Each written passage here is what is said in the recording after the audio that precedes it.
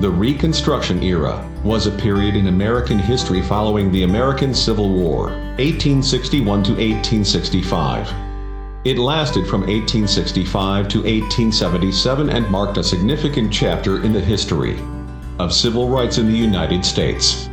Reconstruction, as directed by Congress, abolished slavery and ended the remnants of Confederate secession in the southern states.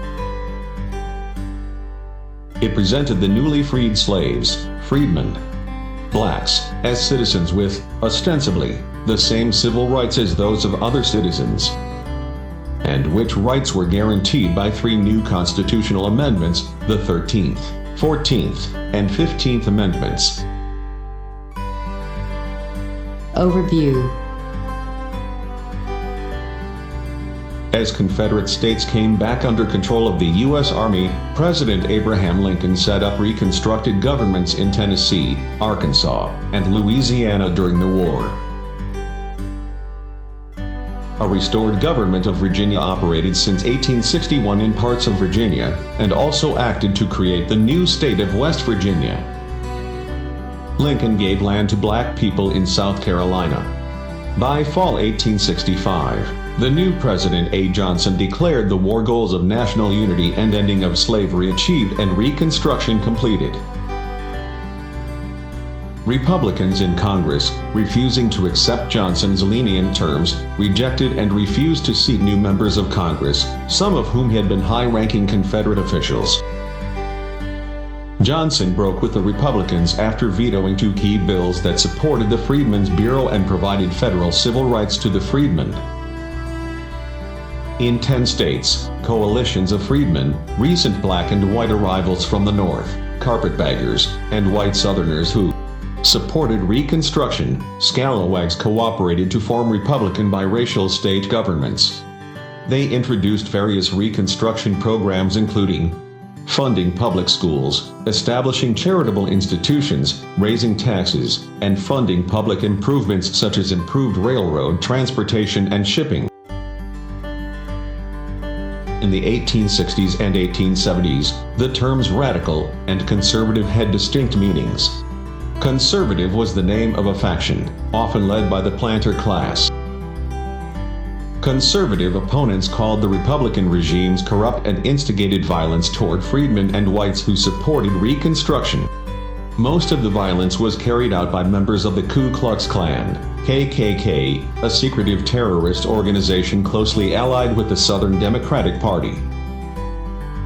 Klan members attacked and intimidated black people seeking to exercise their new civil rights, as well as Republican politicians in the South favoring those civil rights. One such politician murdered by the Klan on the eve of the 1868 presidential election was Republican Congressman James M. Hines of Arkansas. Widespread violence in the South led to federal intervention by President Ulysses S. Grant in 1871, which suppressed the Klan. The end of Reconstruction was a staggered process, and the period of Republican control ended at different times in different states. With the Compromise of 1877, military intervention in Southern politics ceased and Republican control collapsed in the last three state governments in the South. This was followed by a period which white Southerners labeled redemption, during which white-dominated state legislatures enacted Jim Crow laws, disenfranchising most black people and many poor whites. Through a combination of constitutional amendments and election laws beginning in 1890. The white Southern Democrats' memory of Reconstruction played a major role in imposing the system of white supremacy and second-class citizenship for black people using laws known as Jim Crow laws. Lincoln's presidential reconstruction. President Lincoln signed two confiscation acts into law, the first on August 6, 1861, and the second on July 17, 1862, safeguarding fugitive slaves who crossed from the Confederacy across Union lines and giving them indirect emancipation if their masters continued insurrection against the United States. On April 16, 1862, Lincoln signed a bill into law outlawing slavery in Washington, D.C. and freeing the estimated 3,500 slaves in the city. On June 19, 1860, He signed legislation outlawing slavery in all U.S. territories. On January 1, 1863, the actual Emancipation Proclamation was issued, specifically naming 10 states in which slaves would be forever free. Purpose. Reconstruction addressed how the 11 seceding rebel states in the South would regain what the Constitution calls a republican form of government, and be reseated in Congress, the civil status of the former leaders of the Confederacy, and the constitutional and legal status of freedmen, especially their civil rights and whether they should be given the right to vote. Passage of the 13th, 14th, and 15th Amendments is the constitutional legacy of Reconstruction.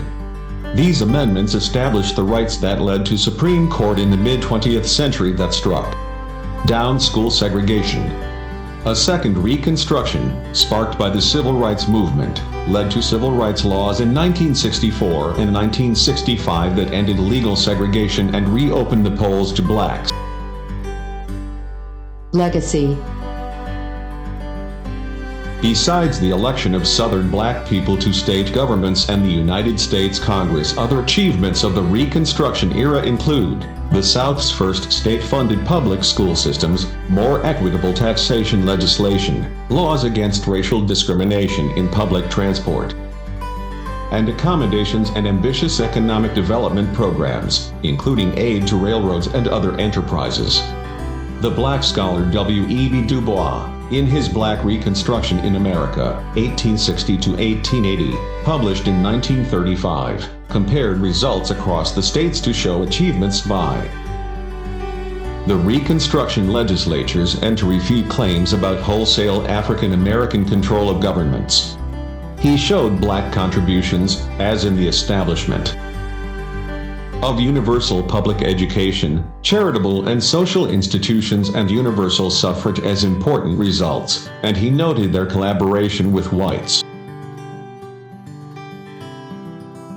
Reconstruction has been noted by historians for many shortcomings and failures, including failure to protect many freed blacks from Ku Klux Klan violence prior to 1871, starvation, disease and death, brutal treatment of former slaves by Union soldiers while offering reparations to former slave owners,